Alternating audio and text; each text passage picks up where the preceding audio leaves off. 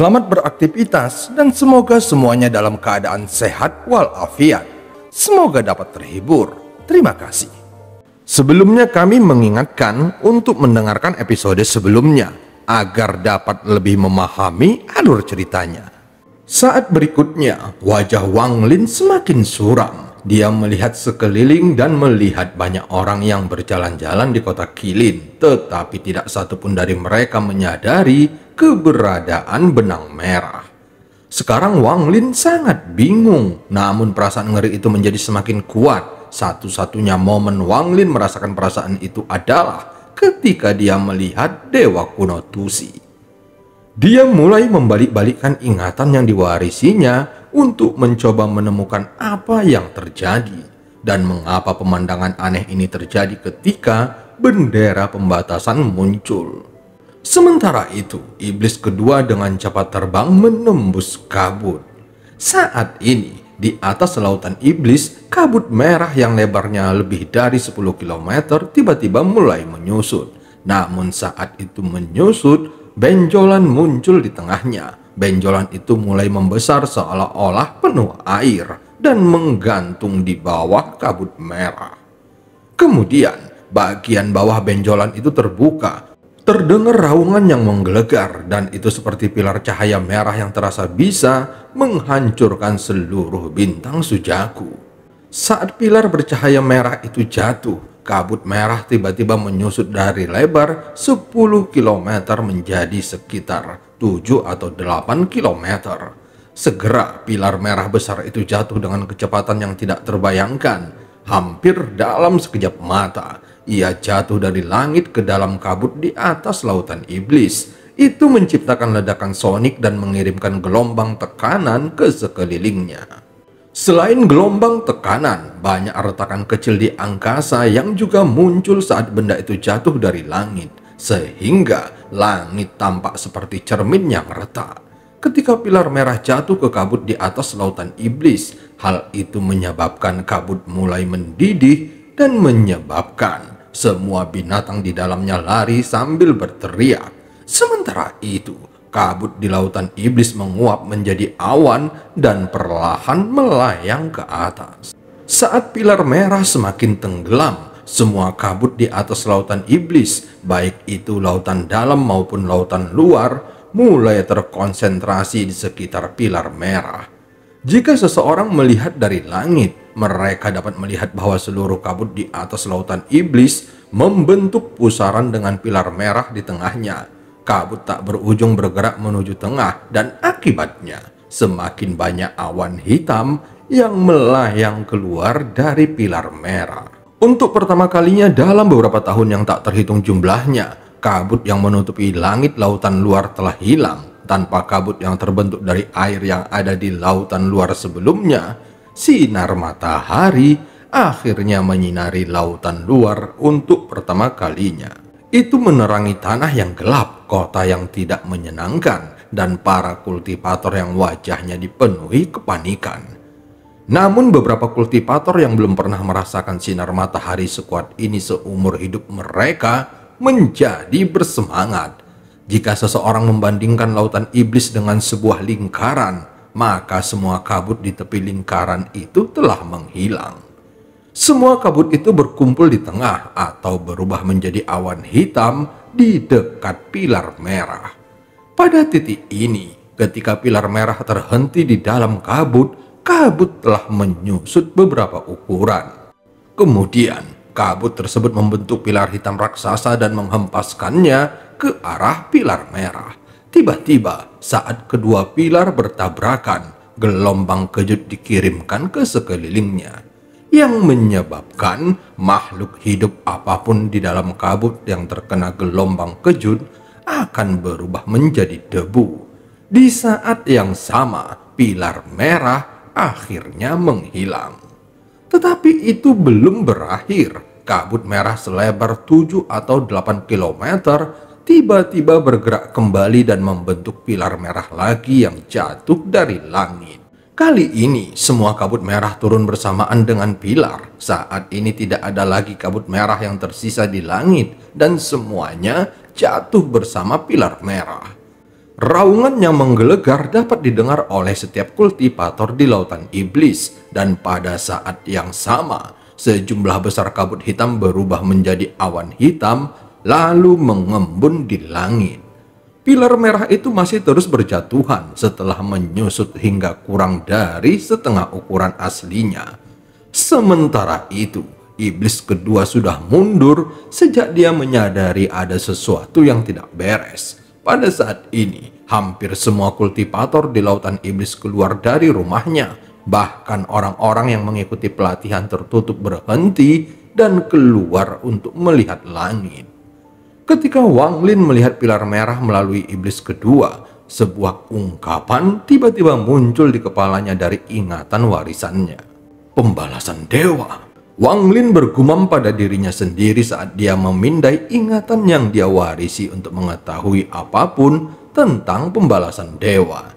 Dia akhirnya mengetahui bahwa semasa hidup dewa kuno Tusi, dia telah menghadapi pembalasan dewa yang tak terhitung jumlahnya.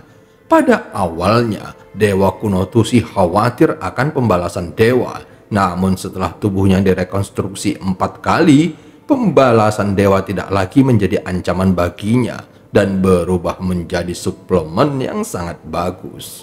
Selain itu, setiap kali dewa kuno akan menjadi lebih kuat, hal itu akan mendatangkan pembalasan dewa, dan kadang-kadang mereka bahkan menggunakan kekuatan pembalasan dewa ketika menciptakan harta magis. Dan itu tentu saja untuk menentukan kualitasnya. Semakin kuat pembalasan dewa, itu berarti semakin kuat hartanya, dan begitu sebaliknya. Tentu saja, ini hanya perkiraan kasar dan seringkali salah. Misalnya, bendera pembatasan yang dibuat Wang Lin, kekuatan benderanya bahkan tidak bisa dibandingkan dengan pembalasan dewa sama sekali. Penyebab sebenarnya dari pembalasan dewa berasal dari batu tinta. Hal itu disebabkan batu tinta itu sudah terlalu lama berada di dalam tubuh dewa kuno dan telah mengumpulkan sebagian energi spiritualnya di dalamnya, sehingga menyebabkan pembalasan dewa yang sudah lama tidak terjadi di dunia kultivasi muncul kembali. Semua informasi ini terlintas di benak Wang Lin. Dia akhirnya sepenuhnya menyadari bahwa batu tinta itulah yang menyebabkan pembalasan dewa. Tanpa sepatah kata pun, dia kembali ke dalam gua. Terlihat bendera itu berkibar di dalam ruangan. Dia mulai melakukan banyak teknik pada bendera itu dan mencoba menyingkirkannya. Dengan informasi yang diperoleh Wang Lin dari ingatan yang diwariskan, jika bendera ini terkena pembalasan dewa, maka bendera itu akan berubah menjadi debu. Tentu saja Wang Lin tidak akan membiarkan harta yang telah banyak memakan waktunya dihancurkan begitu saja oleh pembalasan dewa. Saat ini dia melakukan banyak teknik untuk mencoba menyelamatkan bendera pembatasan. Perlahan, kekuatan misterius yang menahan bendera itu mulai mengendur, namun masih belum lepas. Pada saat yang sama, suara gemuruh terdengar dari langit. Untuk pertama kalinya di lautan iblis, tidak ada air laut atau kabut yang menutupi langit dan hanya memperlihatkan cekungan raksasa. Tanpa ada yang menghalangi jalannya, pilar merah itu jatuh menuju kota Qilin dengan kecepatan yang tak terbayangkan. Semua kultivator di kota panik dan menggunakan seluruh kekuatan mereka untuk berpencar. Saat pilar merah itu menghantam kota Qilin, kepala patung makhluk raksasa itu meledak dan setiap sisi di tubuhnya hancur oleh kekuatan penghancur yang kuat. Wang Lin yang berada di dalam gua merasakan kekuatan yang kuat dari semua sisi, sehingga menyebabkannya batuk dan memuntahkan seteguk darah. Dia segera menghela napas panjang dan hendak menyerah. Namun pada saat berikutnya, kekuatan misterius di sekitar bendera tiba-tiba menghilang. Melihat itu, mata Wang Lin langsung berbinar. Tanpa ragu-ragu, dia meraih bendera itu dengan tangan kanannya. Pada saat yang sama, dia menggerakkan tubuhnya dan bergegas keluar dari dalam gua. Tepat ketika kota Qilin runtuh, awan merah membentuk benang merah dan melesat keluar dari kota Qilin yang runtuh menuju bendera pembatasan di tangan Wang Lin. Kecepatannya terlalu cepat. Bahkan jika Wang Lin memasukkan bendera itu ke dalam tas penyimpanannya, sepertinya tas penyimpanannya juga akan hancur. Pada saat berikutnya, Wang Lin mengatupkan giginya dan menggerakkan tangan kanannya. Tiba-tiba, bendera yang berada di tangan kirinya dan sebuah instrumen yang tidak berada di bawah kendalinya muncul di tangan kanannya. Semua ini terjadi tepat sebelum benang merah tersebut mendarat. Saat benang merah mendarat di instrumen, itu langsung mematahkan instrumen dan membuat Wang Lin terbang ke belakang. Namun setelah instrumennya rusak, sejumlah kecil benang merah keluar darinya. Kali ini, sebelum dia sempat bereaksi, benang merah langsung mendarat di tangan kanan Wang Lin. Tubuh Wang Lin bergetar dan dia batuk memuntahkan beberapa suap darah. Bahkan inti tubuhnya telah menyusut banyak. Hanya dengan semua itu, dia berhasil menahan kekuatan ledakan dari benang merah. Wajah Wang Lin tampak pucat. Seluruh energi spiritual di tubuhnya berada dalam kekacauan total dan dia hanya mengandalkan intinya untuk menahan kekuatan destruktif dari benang merah itu. Namun dia tahu bahwa waktunya terbatas. Jika dia tidak bisa dengan cepat melepaskan benang merah itu, maka seluruh energi spiritualnya akan terpakai oleh intinya. Kemudian intinya akan runtuh, sehingga tubuhnya juga akan mengikuti keruntuhan itu. Bahkan jiwanya pun tidak akan bisa lepas dari kekuatan pembalasan dewa. Saat ini, ada banyak kultivator yang melarikan diri dari kota Qilin. Jadi tidak ada yang memperhatikan keadaan aneh Wang Lin. Saat itulah hujan hitam mulai turun dari langit. Semua kabut yang telah menguap menjadi awan mulai mengembun setelah pembalasan dewa hilang. Meskipun pembalasan dewa membunuh beberapa makhluk hidup yang berada di dalam kabut, namun masih banyak dari mereka yang lolos darinya.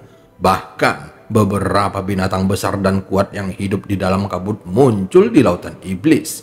Sepertinya sekarang nama lautan iblis sebaiknya diganti dengan cekungan iblis. Dengan banyaknya binatang aneh yang muncul, itu segera memicu serangkaian pertempuran. Ada binatang buas yang membunuh para kultivator, dan begitu sebaliknya.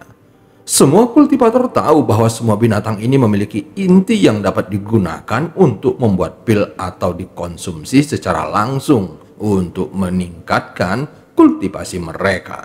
Selain itu, karena seluruh kabut menghilang, seluruh lautan iblis akhirnya kehilangan penghalang alaminya, sehingga semua negara kultivasi di sekitar lautan iblis mengalihkan pandangan mereka ke sana. Untunglah beberapa sekte besar yang telah ada selama puluhan ribu tahun keluar dan berhasil menstabilkan situasi. Namun diam-diam, banyak kultivator yang memanfaatkan waktu ini untuk membunuh dan mencuri harta karun, sehingga menyebabkan situasi yang sudah membingungkan di lautan iblis menjadi semakin membingungkan. Tapi semua ini tidak ada hubungannya dengan Wang Lin. Saat ini dia dapat dengan jelas merasakan inti di tubuhnya terus menyusut. Di dalam intinya ada benang merah dan dengan cepat menyerap seluruh energinya. Jika intinya retak dan pecah, maka satu-satunya jalan yang menunggu Wang Lin adalah kematian. Kultivasinya saat ini telah turun dari formasi inti tahap akhir ke formasi inti tahap pertengahan. Berdasarkan perhitungannya, dia akan turun dari tahap pertengahan ke tahap awal dalam 3 jam. Dan kemudian setengah jam setelah itu, intinya akan pecah. Tentu saja Wang Lin tidak perlu khawatir tentang pertemuannya dengan Qiu Shiping pada hari ke-7. Prioritasnya sekarang adalah menemukan cara menghilangkan benang merah tersebut. Saat ini ekspresi Wang Lin menjadi muram. Matanya merah dan penuh dengan niat membunuh. Untuk bertahan hidup, dia harus memulai pembunuhan besar-besaran. Sayang sekali, dia telah menghabiskan seluruh air spiritualnya di tanah dewa kuno. Meskipun dia telah mengumpulkan lebih banyak di kota Qilin, namun itu hanyalah sedikit. Jika dia punya cukup banyak, mungkin dia bisa bertahan lama hanya dengan mengandalkannya. Pada saat berikutnya, seorang pria paruh baya berpakaian hitam muncul di hadapan Wang Lin. Dia bergerak menuju Wang Lin dan berkata, "Formasi inti tahap pertengahan, itu pasti kamu." Saat kata-katanya sampai padanya, kilat merah melintas di mata Wang Lin. Meskipun pria itu berada pada tahap akhir formasi inti, Wang Lin memilih menyerangnya daripada mundur. Pria berpakaian hitam itu tersenyum mengejek. Saat dia hendak bergerak, tubuhnya tiba-tiba bergetar dan matanya langsung tumpul. Wang Lin langsung muncul di hadapan pria itu dan mengeluarkan inti dari tubuh pria berpakaian hitam itu dan melemparkannya ke dalam mulutnya. Dia bahkan tidak punya waktu untuk mengambil tas penyimpanan pria itu. Dia segera pergi dan menyebarkan kekuatan jiwanya seperti serigala kelaparan yang akan memburu target berikutnya.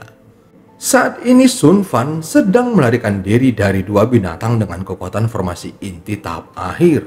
Jika dia melambat sedikit, maka dia akan dimakan oleh mereka. Kedua binatang itu mendekat dan dia bisa mendengar geraman tepat di belakangnya. Dia hanya tersenyum pahit dan tahu bahwa dia tidak akan bisa lepas dari ini. Namun saat berikutnya, hembusan angin bertiup melewatinya yang menyebabkannya berputar di tempatnya. Setelah menstabilkan tubuhnya, dia mendengar jeritan menyedihkan dari dua binatang yang mengejarnya.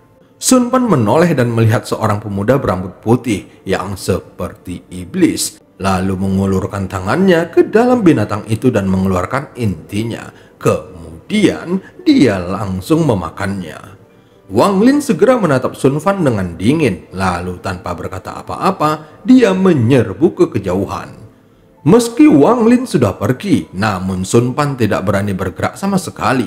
Pandangan yang diberikan Wang Lin padanya dipenuhi dengan niat membunuh. Setelah sekian lama, dia batuk seteguk darah dan segera pergi. Tampilan Wang Lin yang mengerikan sepertinya akan terus menghantuinya selama sisa hidupnya.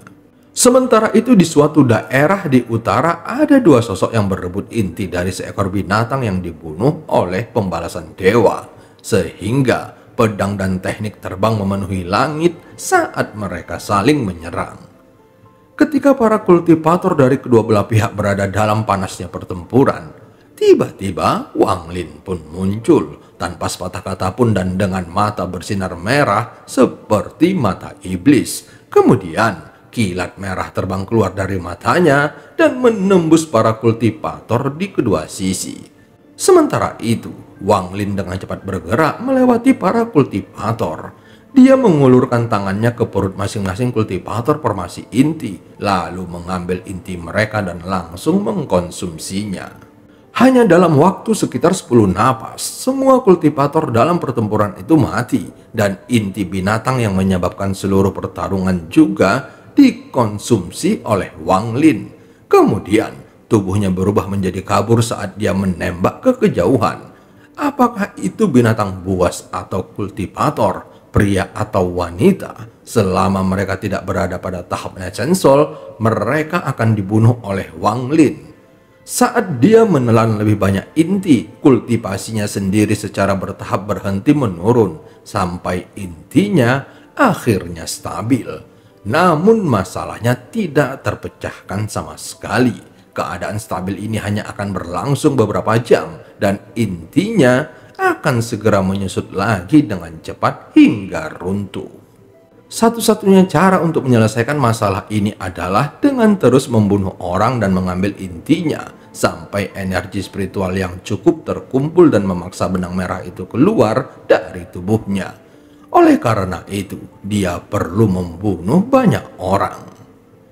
Mata Wang Lin tidak pernah penuh dengan niat membunuh seperti sekarang. Dia tahu bahwa kecepatan membunuhnya saat ini terlalu lambat untuk mencapai apa yang harus dicapainya. Dan cerita pun berakhir. Sampai ketemu di part selanjutnya.